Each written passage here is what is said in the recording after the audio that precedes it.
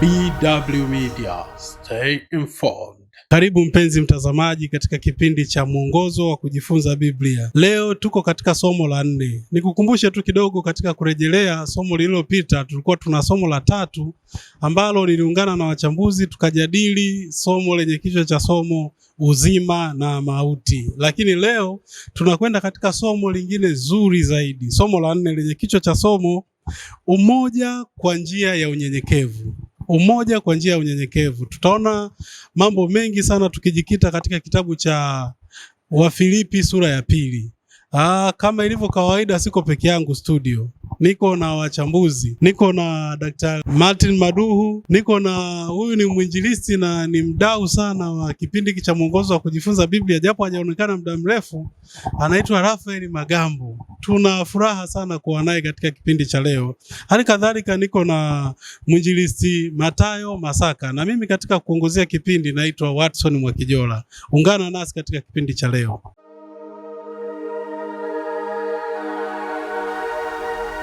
BW Media, stay informed. Penzi mtazamaji, nikwambie tu leo niko na waasisi. Unajua kipindi cha mwongozo wa kujifunza Biblia hakikuanza na paneli ya watu wengi namna hii. Tulianza na huyu mchambuzi wa masuala ya imani Rafael Magambo pamoja na mwinjilisti Matayo Masaka. Hawa ni watu wa kwanza kabisa katika vipindi. Ukijaribu kupitia katika chaneli yetu vipindi vya mwanzo kabisa vya mwongozo wa kujifunza Biblia tulikuwa tukijadili watu watatu tu.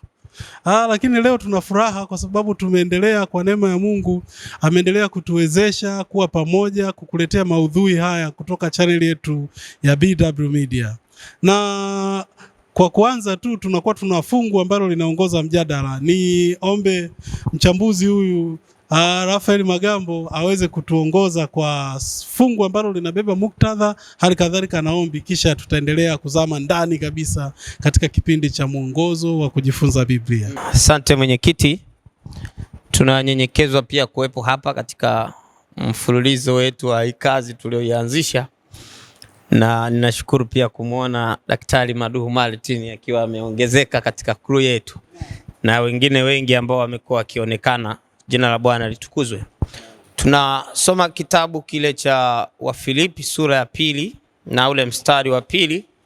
Nitasoma kama ilivyoandikwa, inasema basi ikamilisheni furaha yangu kwa kuwa na fikra moja, upendo mmoja, moyo mmoja na nia moja. Basi tuombe. Baba yetu mwema wa mbinguni, tunaleta shukrani zetu mbele zako kwa uwema na fadhili zako katika maisha yetu. Kwa fursa nyingine tena umekubali tujifunze neno lako, na kwa kuongozwa na Roho wako Mtakatifu mguse mtazamaji anapotuona mahali tunapoyaleta haya maneno mazuri yatokayo kwako, yakabadilishe maisha yetu na kutuandaa kwa ajili ya ufalme wako. Asante kwa sababu hata sasa utatupitisha katika somo zuri. Endelea kuwa mwalimu wetu kwa jina la Yesu Kristo. Amen. Na mpenzi mtazamaji, baada ya hilo hombi sasa tuko tayari kuzama ndani kabisa na wachambuzi ambao kimsingi wako timamu kuhakikisha kwamba somo la 4 ambalo lina kichwa cha somo umoja kwa njia ya unyenyekevu linakupata vilivyo. Kwa kwanza tu mwinjilisti Masaka, karibu sana. Tupitishe kidogo katika utangulizi. Somo hili la 4 tunakwenda kutazama mambo gani hasa? Namshukuru Mungu kwa ajili ya mbaraka pekee katika siku ya leo. Tunaendelea na mfululizo wa masomo yetu ya mwongozo wa kujifunza Biblia. Tuko katika somo la 4 katika robo hii ya kwanza ya mwaka 2026. Somo la 3 tuligusia kidogo kuhusiana na umoja, lakini somo la 4 limejikita zaidi kwa ndani kuhusiana na umoja wenyewe halisi. Na ndio maana somo cha baki nasema kwamba umoja kwa njia ya unyenyekevu. Umoja kwa njia ya unyenyekevu inamaanisha nini? Kuna umoja mwingine unakuja lakini unakuwa sio kwa njia ya unyenyekevu, kwa njia ya kushurutishwa, kwa njia ambayo haiongozwi na Roho wa Mtakatifu. Lakini mmoja kwa njia ya unyenyekevu ni mmoja ambao umetengenezwa katika chimbuko halisi la Roho Mtakatifu, likiwa ni uhalisia wa Kristo ndani yetu ambaye anatuunganisha katika umoja kama waumini. Na hapa Paulo anazungumzia umoja katika Wafilipi, umoja ambao anaweka katika mtazamo wa unyenyekevu, maana ulikuwa umoja ambao chimbuko lake asili ni Kristo ndani ya Wafilipi, na hivyo kawaunganisha katika hali ya umoja wa unyenyekevu. Lile fungu letu la elekezi au fungu la ukalili katika Kiswahili cha Kimvita linasomeka hivi: ijalizeni furaha yangu. Paulo ilikuwa shauku yake kwamba Wafilipi wajalize furaha yake, yaani mfanye Paulo aweze kuwa na furaha. Japo yupo gerezani amefungwa kule Rumi, lakini atakuwa na furaha endapo ataona wale Wafilipi ambao ni matunda ya kazi yake wakiwa na umoja wa unyenyekevu. Na umoja wa unyenyekevu unakuwaje? Anasema kwamba ili muwe na nia moja, wenye mapenzi mamoja, wenye roho moja, mkinia na mamoja. Huyu ndio maana halisi ya umoja katika unyenyekevu, kwamba kwa kila hatua, kila kipengele mnashikamana. Kila kipengele cha utumishi katika huduma mnashikamana. Hii inamaanisha nini? Kwamba kila muumini katika Wafilipi alikuwa mnyenyekevu akimtumikia mwenzake, kila mmoja akiwa ni mtumishi wa mwenzake. Na hii ni tabia Yesu alitufundisha kwamba yule ambaye anataka kuwa mkubwa na awe mtumishi wa wengine, awe mtumishi wa wote. Na ndio maana Yesu katika huduma yake alifanya huduma kama huduma ya utumishi, huduma kama mtumwa. Na tufunze katika maisha yetu kwamba ili tutengeneze umoja halisi, umoja wa kimbingu, tujifunze namna ya kutumikiana, namna ya kunyenyekeana kila mmoja na mwenzake. Na hii itaondoa mashindano, itaondoa manunguniko, itaondoa mivutano ndani ya waumini, maana tutengenezea umoja ambao chimbuko lake ni unyenyekevu. Na asili ya umoja hii ni umoja halisi ambao Kristo anapokuwa ndani ya waumini, mtu mmoja mmoja, anatuunganisha kuwa kama familia ya kanisa, na tunakuwa na umoja halisi ambao ni shauku ya mbingu kuona katika watu wake hata leo hivi. Paulo anatia moyo katika somo hili la 4 kwamba kama waumini wa kanisa la Mungu aliye hai, tunatakiwa tuwe na umoja ambao chimbuko lake ni unyenyekevu, kwa maana ya kwamba kila mmoja akubali kushika majukumu ya kumhudumia mwenzake, kumtia moyo, kunyenyekea na kumsaidia katika kushumilia mede hii ya wokovu. Katika somo la juma hili tutajifunza namna ambavyo umoja halisi unavyoelezewa kwenye kitabu cha Wafilipi, hasa katika sura ile ya 2, na tutaona namna ambavyo unatakiwa umoja huu uonekane katika maisha yetu. Na umoja unatufanya sisi kama waumini kudhihirisha kwamba sisi ni wanafunzi wa Yesu, na hivyo ulimwengu tutambua kwamba sisi ni wafuasi wake, maana umoja halisi unaonekana miongoni mwetu. Asante. Naam, nashukuru kwa maelezo hayo mwinjilisti Mathayo, ambayo kimsingi yameenda sasa mbali zaidi kuonesha kwamba katika somo la leo tunakwenda kujifunza mambo gani. Lakini nikikutazama mchambuzi, naona ukiwa na uso wenye tabasamu. Hii inaniashiria kwamba kuna jambo fulani pengine umependezwa, unatamani pia mpenzi mtazamaji aweze kulipata. Karibu. Kwa kweli ninamshukuru sana mtu wa Mungu kwa namna ambavyo ameweza kugusa hiyo kitu kwa ubora kabisa, na tumeweza kuona kwamba kuna mambo mazuri ambayo yanatusaidia kumsogelea Kristo kabisa. Ninatamani niwe na nukta 2 za kuongezea hapo. Tumeona Paulo anasisitiza kuwa na nia moja. Tunaposema habari ya nia moja, ukizama sana kwenye maandiko kutoka kwenye tafsiri mbalimbali za Biblia, ikiwepo zile lugha za awali za Kiyunani, tunaona ya kwamba hakukomea tu kwenye fikra, ila alisema ni mtazamo wa ndani. Yaani nia ni mwelekeo wa akili, jinsi ambavyo unachakata mambo katika ulimwengu wa sasa. Kwa hiyo anaposema tuwe na nia moja, inamaanisha lile kundi zima liwe na akili ambayo inachakata mambo kwa umoja. Sasa tunawezaje kufikia hapo? Ili tuweze kufikia hapo, katika Wafilipi hiyo wa 2:2 anasema Paulo anawataka watu wawe na nia moja. Hii ikimaanisha kuwa ni mfumo mmoja wa maadili, lakini pia katika vipaumbele vya imani viwe ni vitu ambavyo vinafanana. Kwa hiyo kanisa zima au jamii ya watu fulani wanie mamoja katika maadili yao. Yani ukimwona huyu basi wewe umemwona na huyu.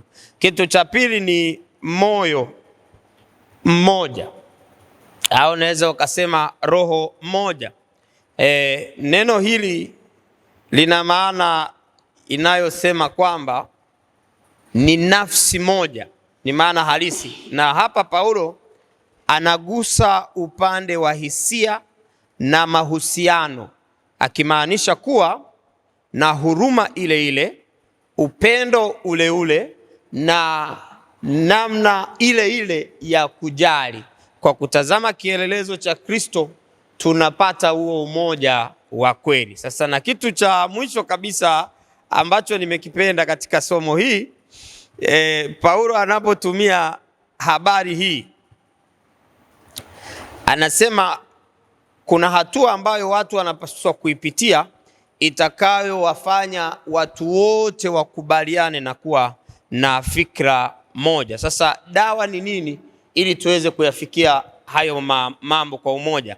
Jambo la kwanza ni kulisha nia. Fikra yako unailisha kitu gani? Kwa hiyo hakikisha mtu wa Mungu unafikia vile viwango vya kulisha fikra yako vitu sahihi. Kwa mfano kusoma Biblia, kutafakari na kujitahidi ufikie viwango vya kufanana na Kristo. Jambo la pili, kulainisha moyo kwa kumruhusu Roho Mtakatifu akae ndani yako ili alainishe moyo wa jiwe uwe moyo wa nyama, angalau unaposoma uelewe Mungu anataka ufanye nini. Asante sana. Na nashukuru sana mchambuzi Raphael kwa namna ambavyo umeainisha undani kabisa wa somo hili. Daktari Martin, naam, tunaona Paulo anasisitiza sana umoja. Lakini ukisoma katika Wafilipi sura ya 2 mstari wa 1 mpaka 3 tunakutana na mafarakano kwa Wafilipi. Kwa ulivyo wewe kama mchambuzi, unadhani mambo gani yalisababisha mafarakano katika kanisa la Wafilipi wakati ule?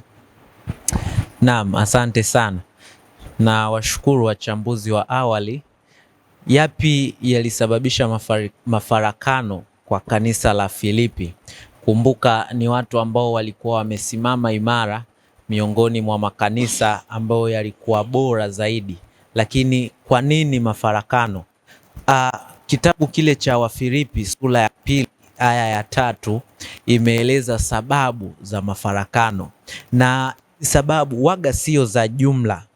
Jambo la kwanza, sababu ya mafarakano ni binafsi. Katika jumuiya, katika umoja wa watu wengi, sababu waga sio inayohusisha watu wote, bali inahusisha mtu mmoja mmoja. Na mtu mmoja anaposhindwa kutiisha, anaposhindwa kunyenyekea, ikiwa ni kinyume cha mafarakano na ikiwa ni njia pekee na gundi ya umoja, ndipo mafarakano yanaweza kutokea. Niruhusu tu nikusomee aya ya 3. Msitende neno lolote kwa kushindana wala kwa majivuno. Sababu ya mafarakano ni majivuno, pride, kujiona upo juu kuliko mwingine. Ni kweli una uwezo fulani, ni kweli una kitu cha ziada mwenzako asichonacho, lakini sio sababu ya kuweza kujikweza na kuweza kumuondosha yule mwingine kwamba hastahili. Na anaeleza namna sahihi sasa ya kuweza kukabiliana na majivuno hayo ni kwa kunyenyekea. Unyenyekevu sio udhaifu, sio unyonge. Unaponyenyekea hakiondoki kile kikubwa ulichonacho ndani yako, bali unatengeneza mazingira ya kile kikubwa kuonekana vizuri zaidi, lakini kwa manufaa ya umoja mzima. Katika kanisa, katika jamii, katika familia zetu, hebu na tutangulize kwanza watu wengine mbele, halafu sisi tuweze kufata. Yapo mambo matatu tu mnyororo sahihi wa kuishi vema katika ulimwengu huu kwa umoja. Jambo la kwanza ni kumfanya Mungu awe wa kwanza katika kila kitu, hilo la kwanza. Alafu jambo la pili, kuwatanguliza wengine mbele kabla ya kwako wewe. Utakapofuata mlolongo huo, hakika mafarakano hayatakuwepo, kwani Mungu, wengine, alafu na wewe mwishoni. Na jambo la mwisho kabisa ambalo napenda ni kuachie ni ile sura hiyo wa Filipi aya ya 1. Ameyaunganisha mambo haya kwa uzuri kabisa. Faraja katika Kristo, matulizo yoyote ya mapenzi, ukiwepo ushirika wowote wa Roho, ndipo tutaishi kwa umoja. Kwa hiyo tumtangulize Kristo kwanza.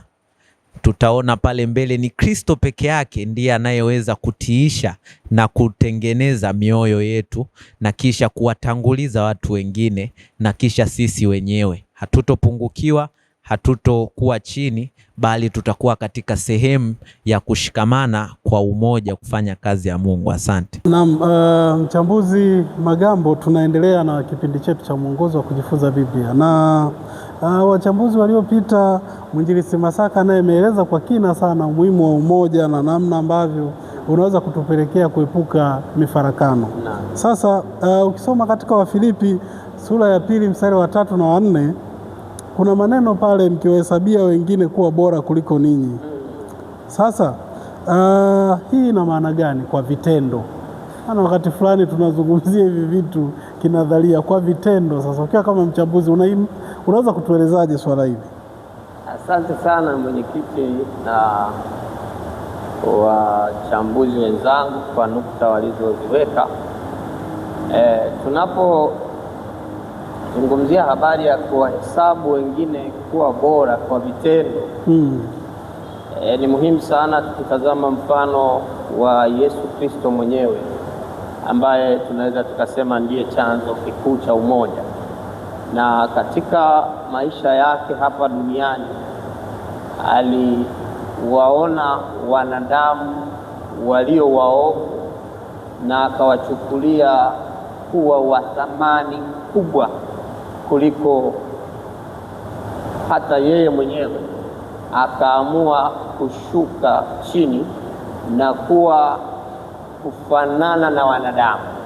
Sasa unapomwona mfalme anafanana na watu wa kawaida, unaweza isiwe habari kubwa sana, lakini habari kubwa kwa Yesu tunayoiona, hakuishia tu kufanana na wanadamu, kwa sababu angeweza tu kufanana na wanadamu alafu akakaa ikulu ya Yerusalemu pale akaonekana ni Yesu ameshuka kwa mwanadamu, ila akawa mtumwa, akajinyenyekeza, akawa mtii wa mambo yote, na hata akatii kifo. Yaani wanampa hukumu ya kumuua, akakubali kufa. Hilo ni jambo la pekee sana. Sasa katika somo letu tunapoleta kwenye maisha ya kawaida, tumekuwa na tabia za kujijali wenyewe, na watu wengi wamekuwa ni watu wanaojijali.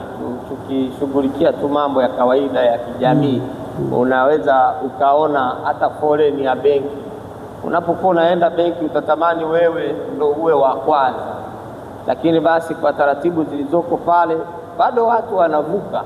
Ni jinsi ambavyo watu wamejiweka katika kujijali wenyewe na kupuuza mahitaji ya wengine. Si mahitaji tu, tunashuhudia pia kuna watu wanapuuza hata maoni ya watu wengine. Kwa hiyo hali kama hiyo itatufanya tushindwe kupata ule umoja. Lakini tunapokuwa na umoja, jambo la kwanza ni kumhesabu mtu yeyote kuwa bora zaidi yako wewe. Hata kama una elimu kubwa kumzidi yeye, ila mhesabu kuwa nini? Kuwa bora. Hata kama wewe huenda cheo chako katika jamii ni kikubwa, lakini huenda yeye hana nafasi yoyote, ila mpatie nafasi ya kuwa bora kuliko wewe. Na katika somo hili tunapewa onyo kwamba unapokuwa na nafasi ya kumsikiliza mtu, unajua kuna wakati unapomsikiliza mtu ukaanza kupima status yake katika jamii ikoje, ukawa badala ya kumsikiliza ili uelewe anachokisema, uelewe hisia zake, unamsikiliza ili uweze kumjibu. Kwa hiyo hata hafiki mwisho wa sentensi unaleta jibu, hafiki mwisho unaleta jibu. Kwa hiyo tunapewa onyo kwamba ili umoja huu uweze kujengwa ni lazima tuwe watu ambao tunawasikiliza wengine kwa makini, na itatuletea kuelewana na kupunguza migogoro isiyo na lazima. Sasa jambo ambalo tunapaswa kutoka nalo hapa, tunapaswa kwanza kabisa kuwahesabu wengine kuwa bora kuliko nafsi zetu. Naam. Lakini pia tujifunze kuwasikiliza ili tuweze kuelewa mtazamo wao kabla ya sisi kutoa majibu. Tuwape nafasi, na niwasaidie tu hata wenzangu watazamaji ambao mnatufuatilia. Yawezekana ukawa kwenye foleni hasa hizi za vyakula. Naona watu wengi wao wanapenda kukaa kupata wa kwanza, lakini ikiwa umeambiwa kwamba chakula kinatutosha wote, hebu muone aliye mdogo zaidi kuwa bora zaidi yako ili kuondoa huo ubinafsi. Kikubwa hapa ni kutafuta dawa ya kuua ubinafsi. Asante sana. Naam, asante sana mchambuzi. Nimefurahishwa sana na ile msisitizo katika kusikiliza hasa wengine, lakini kuna watu tuko nao katika jamii. Naenda kwako Daktari Martin, sasa kitabibu zaidi, ukiwa kama daktari. Kuna watu anapoongea, mtu anaongea nishakuelewa, si ulikuwa namaanisha hivi. Sasa unadhani hii kanuni inatusaidiaje leo? Na kitabibu, nyie mnazungumzaje pale mtu anapokuwa anasikilizwa jambo lake kabla ya kupatiwa majibu au kupatiwa maoni ambayo pengine yako tofauti na mtazamo wake? Asante. Ujuzi ambao kila mwanadamu angepaswa ujenge ni ujuzi wa mawasiliano, hasa kusikiliza. Kwa sababu ubongo wa mwanadamu hufanya kazi katika taarifa. Unapokea taarifa kisha unachakata, ndipo unatoa majibu. Unapopokea taarifa isipokamilika ikabaki njiani, ni rahisi kutoa mrejesho usio sahihi. Na kitu cha kipekee na cha tofauti ni kwamba kusikiliza ndiko kutoa nafasi ya kuweza kuelewa bayana kipi mwingine anaweza kuzungumza. Kwa mfano, unapomsikiliza mtu mpaka mwisho kabla ya kutoa uamuzi wako, kwanza unamruhusu ajione yuko katika sehemu salama ya kuweza kueleza tatizo lake. Alafu pili, nakupatia wewe nafasi ya kuweza kutatua au kutoa suluhu au jawabu ambalo litakuwa na matokeo chanya.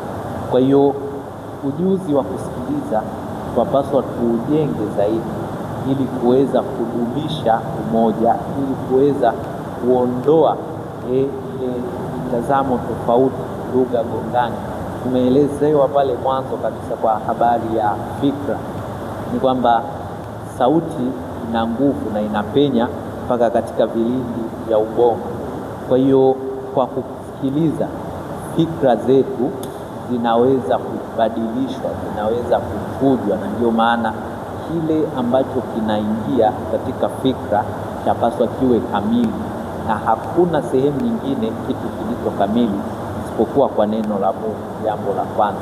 Lakini hakuna sehemu nyingine ambapo kuna kitu kilicho kamili isipokuwa mawazo yote na fikra yote ambayo mtu ameamua kuyasema. Kwa hiyo tujifunze katika kusikiliza, tuwe wazuri katika kusikiliza.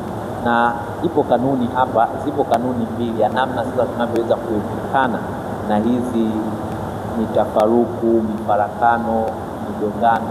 Kanuni ya kwanza, huruma. Huruma ni nini? Hebu jiweke katika nafasi ya huyo mtu. Ikiwa unatamani sana upate huduma katika mazingira yetu ya kawaida kabisa, chakula, huduma, hospitali, kwenye mabenki, dukani, popote pale inapogawiwa huduma, ukikuta watu wamekaa pale, hebu fikiria kwamba wewe ndio ulikuwa umeketi, alafu mtu anakuja huko alikotoka anataka kutangulia wewe, ungejisikiaje? Kwa hiyo huruma ni kanuni ambayo itatuwezesha kushinda hii mifarakano yote. Na kanuni ya pili ni kuweza kuelewa jambo ambalo tumesema katika kusikiliza. Kabla hujataka kueleweka, jaribu kuelewa kwanza wenzako. Na mwisho kabisa, Yesu Kristo kwa namna ambavyo aliona umuhimu wa mwanadamu, aliona umuhimu wa dhambi, mimi na wewe, tungali wachafu, vipi kwa mwenzako ambaye hata hujui ana nia nini moyoni mwake, hata hujui anawaza nini? Kuna msemo ambao unasema mtu sio takataka, usimdhalau mtu yoyote. Mtu sio ndizi kwamba utakula tunda alafu ganda utatupa. Hapana, thamini mwenzako, kuwa na huruma, jiweke wewe katika mazingira yaliyopo mwenzako. Lakini kikubwa zaidi, tujifunze kuwa watu wenye kusikiliza ili tuweze kuishi vema na jamii zetu. Naam, ninashukuru kwa maelezo hayo.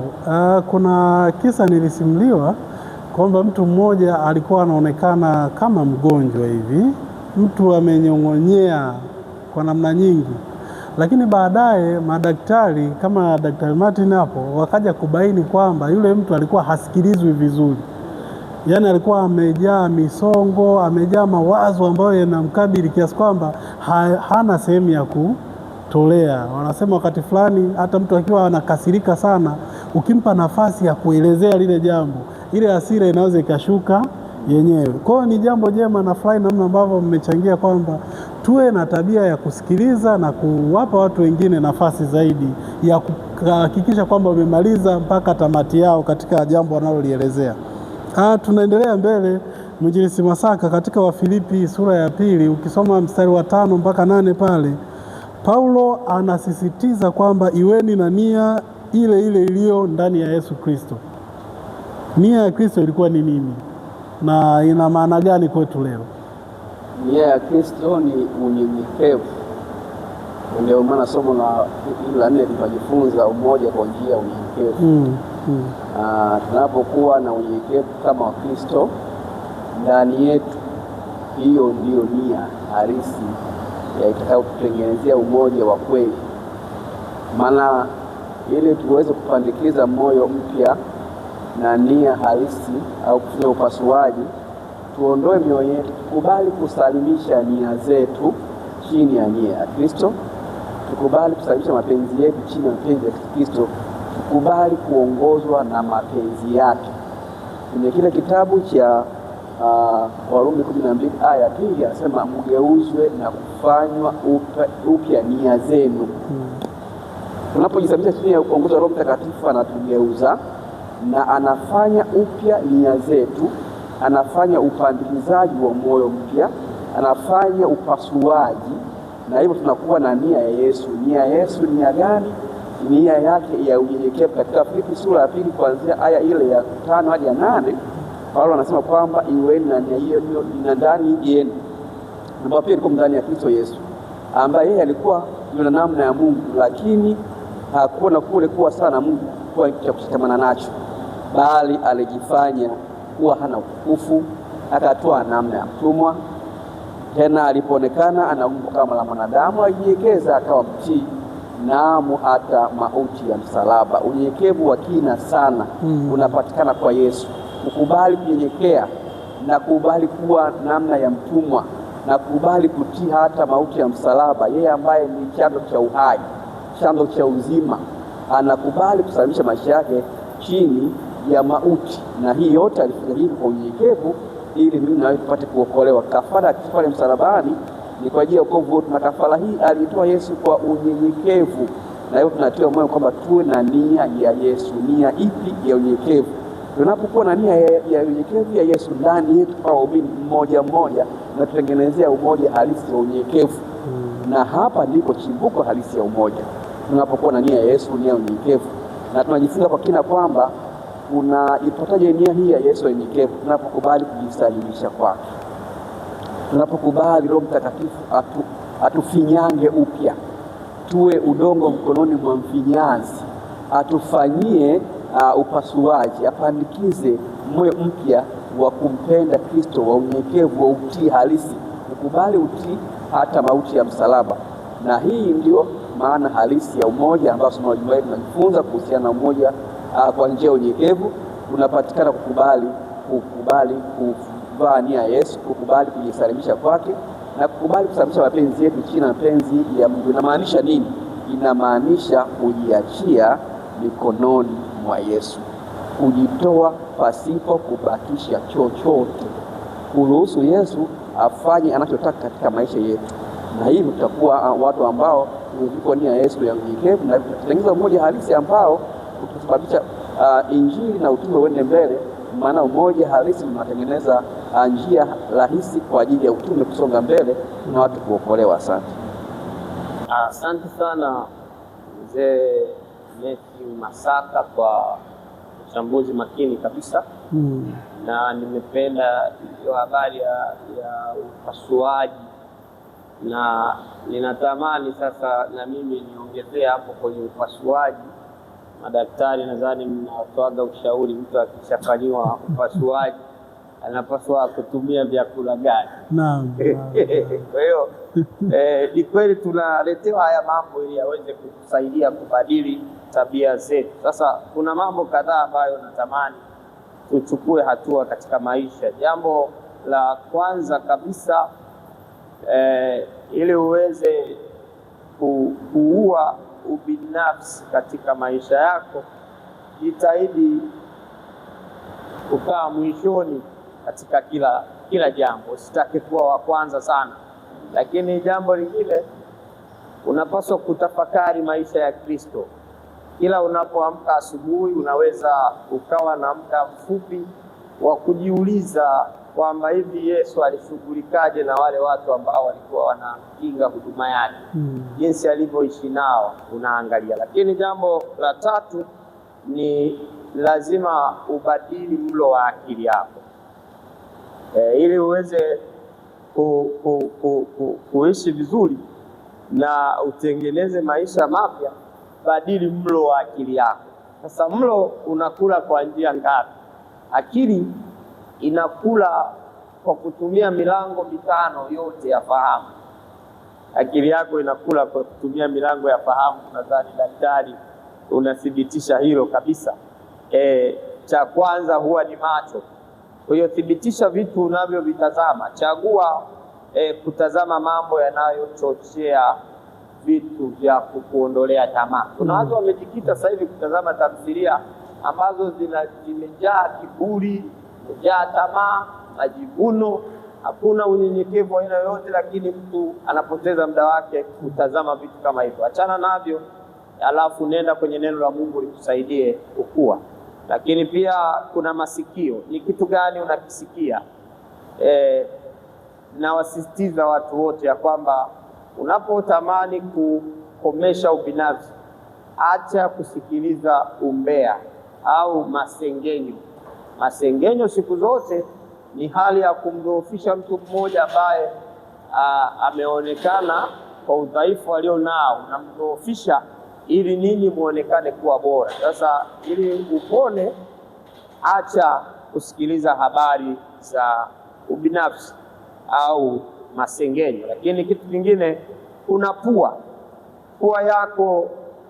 Katika Biblia maisha ya unyenyekevu na dhabihu yanafananishwa na harufu ya kumpendeza mbele za Mungu. Yaani maisha yako ni hao maisha ambayo yanapeleka manukato safi mbele za Mungu. Kwa hiyo sasa uitazame pua yako kwamba harufu ya kitu chochote kinaweza kikaleta kumbukumbu katika maisha yako. Kwa hiyo tengeneza vitu ambavyo unakutana navyo pia. Lakini lengo lingine ni ulimi. Ulimi unatumika kusema, ulimi unatumika pia kuonja. Sasa maneno tunayoyatoa yawe ni maneno yenye kutia moyo, na hii itatusaidia sana. Na kuna kitu kama ngozi ambayo yenyewe inagusa. Wanasema tumia mikono yako kufanya vitu ambavyo vinampatia Mungu utukufu katika maisha yako. Kwa hiyo hayo mambo mawili na uchanganuzi huo yatumike kama vyakula vya mtu ambaye amekubali kufanyiwa upasuaji wa moyo ili amsogelee Kristo zaidi. Asante sana. Naam, nimefurahishwa namna ambavyo umehusianisha mtu au mgonjwa anapokuwa imetoka katika upasuaji, kwamba kuna masharti pia ya vyakula na nini. Nimependa ulivyohusianisha na maisha ya Mkristo kwamba anatakiwa alishe vitu gani. Mpenzi mtazamaji, vipindi hivi vinaleta hali fulani hivi ya kuvutia sana katika maisha yetu, lakini tunahitaji kuwa na badiliko fulani la kiroho. Tupate mapumziko mafupi. Baada ya muda mfupi tutarejea hivi punde.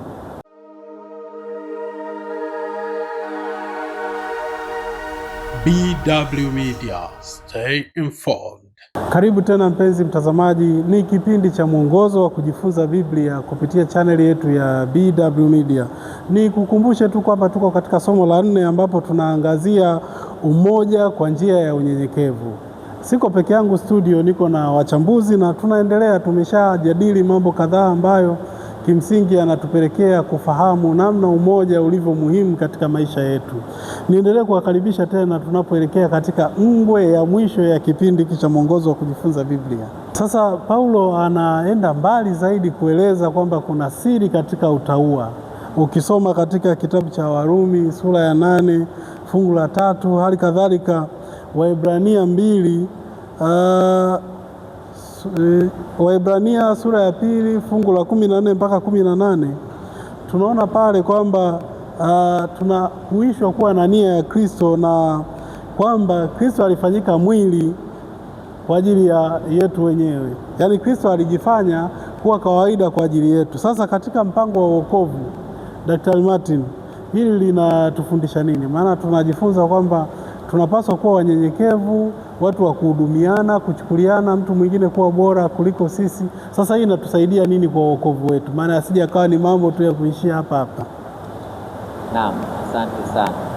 Kwa habari ya wokovu, Kristo aliweka bayana, Mungu alifunua anapoeleza katika Yohana 14:6, hatupati wokovu nje ya mfumo wowote ambao Kristo ameuweka, na hakuna kielelezo, hakuna role model, hakuna mentor, hakuna mwalimu, hakuna kiongozi yeyote yule atakaye kupatia wokovu kama Yesu Kristo.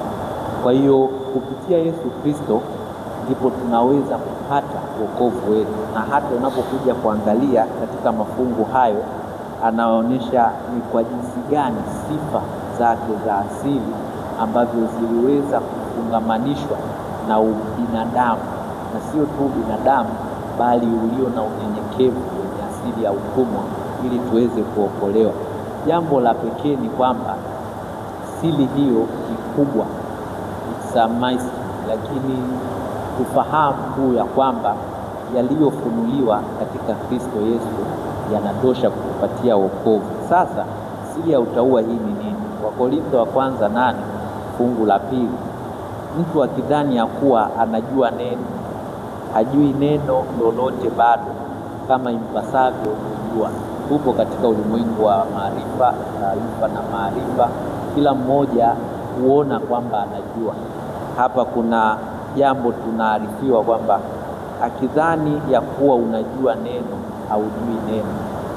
Siri ni kuendelea kujifunza, ni kuendelea kutaka kufahamu zaidi, na hakuna jambo la pekee zaidi ambalo litakunufaisha, litakuwa na manufaa katika majifunzo yako kama kumjua Mungu, kwani kujua Mungu ndio uzima wa milele. Naandika, na huu ndio uzima wa milele, kwamba wakujue wewe na mimi wewe nyuma. Kwa hiyo katika kujifunza, jambo la kwanza, hakikisha sana unajifunza na unamjua huyu Mungu aliyefunuliwa katika Yesu Kristo, halafu kisha ndio utake kujua mambo mengine. Elimu ulionayo, fikra ulionayo, uwezo wa kubaini mambo bado haujafikia kikomo, kwani kujifunza ni zoezi endelevu. Kwa hiyo tuendelee kutaka kujua, tuendelee kutaka kujifunza. Na jambo lingine tunaloweza kuangazia katika habari hii ni kitabu cha Timotheo wa kwanza 3 fungu la 16. Utaisoma pale utaelewa namna gani siri hii ilivyoweza kuwekwa bayana. Mungu kupitia Kristo Yesu akafanyika mwanadamu, lakini akaenenda katikati yetu, akawa ungali na namna ya Mungu, alijinyenyekeza hata mauti ya msalaba. Katika maisha yetu sasa, sisi ya utaua, tufunze neno gani? Tufunze ya kwamba yapaswa tuweze kumfahamu na kumjua huyu Mungu ambaye tunamtumikia kupitia Bwana wetu Yesu Kristo. Lakini katika maisha yetu ya kila siku, ni utaua pekee ndio utatutofautisha na namna nyingine ya ulimwengu huu. Katika elimu nyingi zilizopo za kidunia, tuwe na elimu ya kidunia, lakini tofauti na hapo, katika elimu hizi za kidunia tuendelee kujifunza, ili tusione kwamba tunayajua yote, mambo kubadilika kila itwapo leo, lakini neno la Mungu litadumu milele sana. Asanteni sana kwa michango hiyo mizuri kabisa inayotupelekea kuelekea katika miisho ya kipindi hiki. Pengine sasa kwa kuanza, Mwinjilisti Masaka, kwa ufupi tunatoka na mambo gani katika somo la juma hili? Umoja kwa njia ya unyenyekevu unapatikanaje? Unapatikana kwanza kwa kuondoa mifarakano iliyopo ndani yetu au katikati yetu. Mifarakano hii tunaiondoa kwa kuondoa mambo yafuatayo: kuondoa mashindano, kiburi na kujinua, ubinafsi na kujitanguliza wenyewe badala ya kuwatanguliza wengine. Tukiondoa hiyo, tutakuwa tumetengeneza umoja na tumeondoa mafarakano miongoni mwetu. Lakini jambo jingine, tukubali kujisalimisha kwa Kristo chini ya uongozi wa Roho Mtakatifu ili atufanyie upasuaji. Paulo anasema katika kitabu cha Warumi kwamba mgeuzwe, mfanywe upya nia zenu. Kwa tunapojisalimisha kwa Kristo, anatugeuza nia zetu, pale tunapojisalimisha kwa Kristo anatugeuza nia zetu, na tunapata kuwa kujua mapenzi ya Mungu yanayompendeza pamoja na ukamilifu. Lakini tukubali kuwa na nia ya Yesu. Nia ya Yesu nyenyekevu iwe ndani yetu. Tunapokubali hilo, basi umoja kwa njia ya unyenyekevu inawezekana, na hii ndio misheni kubwa ambayo tunajifunza katika somo hili, kwamba ili tuweze kufaulu katika utume ambao ndio kusudi kubwa la kanisa la Mungu, tukubali kuwa na umoja unyenyekevu ambayo tutasaidia kutengeneza njia rahisi kwa ajili ya utume kusonga mbele na watu kuokolewa. Sana asante Mzee Matthew, mchambuzi wa masuala ya imani.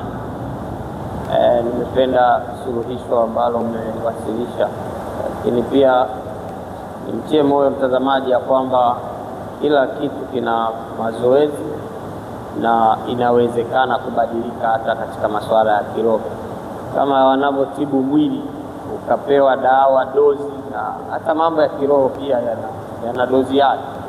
Na nikae tu hapo wazi tu niseme ya kwamba kujilisha machafuko ya dunia ni mwanzo pia wa kuleta migogoro ndani ya jamii na ndani ya kanisa. Pia ni busara sana ikitumika katika vitu unavyovitazama katika televisheni yako. Unaweza ukachagua baadhi ya vitu ambavyo vinajenga ubongo wako katika kufikia yale malengo ambayo Kristo anayataka. Na unapofanyiwa sasa huu upasuaji wa moyo, kila mmoja anahitaji upasuaji, na upasuaji haufanyiki hospitali. Upasuaji wa akili unafanyika kwa kusoma neno la Mungu.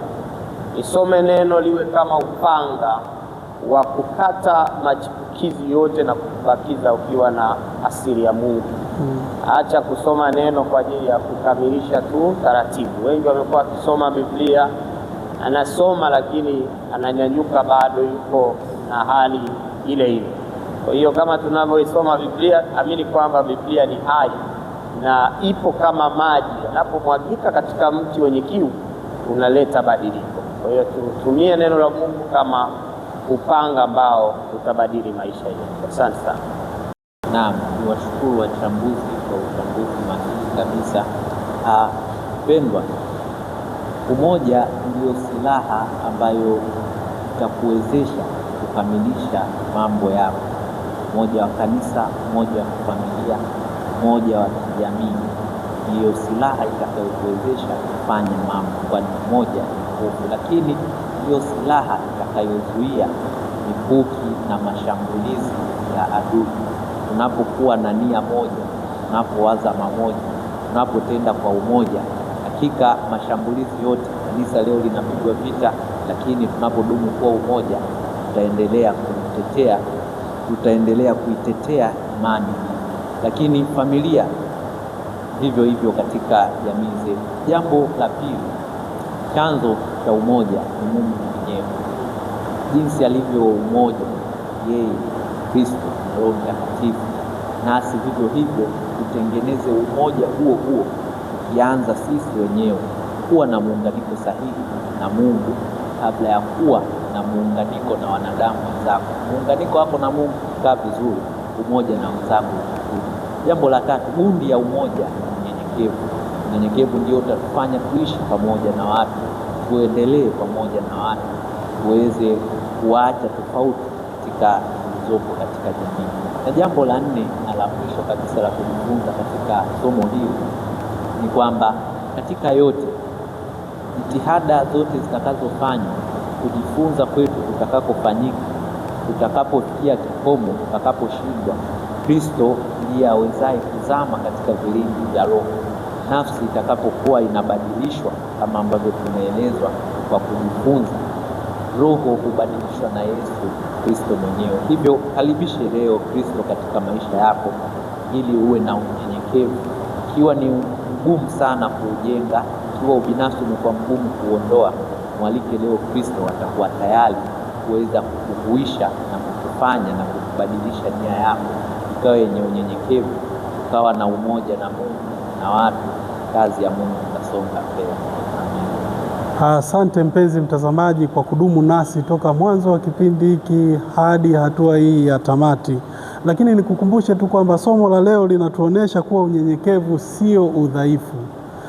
Unapojishusha na kumfanya mwingine kuwa bora kuliko wewe, unajionesha kabisa kwamba wewe ni mtu imara sana, sio udhaifu kama ambavyo tunakuwa tunachukulia katika jamii yetu leo. Niwashukuru wachambuzi kwa kuungana nasi katika somo la leo. Niwakaribishe tena katika kipindi kijacho. Nyuma ya kamera tulikuwa na William ambaye alikuwa akiratibu vipindi hivi kuhakikisha kwamba vinakufikia barabara. Nikukumbushe mpenzi mtazamaji kuendelea kusubscribe, kushare, kulike na kucomment. Maudhui haya ni muhimu sana kwa watu wengine, ila tu hawajafahamu kwamba wanayapata wapi. Hivyo kwa mchango wako wa kuhakikisha unasambaza jumbe hizi kwa watu wengine, itasaidia sana mtu fulani kuokolewa kupitia wewe. Hapa ndipo mwisho, tukutane juma lijalo. Asante sana, Bwana akubariki. Basi tuombe. Asante Mungu wetu, tunashukuru kwa mibaraka ya pekee katika kipindi kizuri cha mwongozo wa kujifunza Biblia. Tunamwombea mtazamaji wa kipindi hiki, mpatie baraka zako katika somo hili la muhimu ambalo tumejifunza umoja kwa njia ya unyenyekevu, ukapandikize umoja huo ndani yetu. Zaidi tunahitaji kupatie roho ya kukupenda wewe na unyenyekevu na utii. Uondoe ndani yetu binafsi, uondoe ndani yetu mashindano na manunguniko na hali ya kutokuwa na umoja, ili tujenge umoja ambao tutapitia kipindi ambacho tupatie nia yako Bwana hiyo ndani yetu, ili tuongoze kutembea katika unyenyekevu na kuwa na utii. Tunaomba katika jina la Yesu, amina.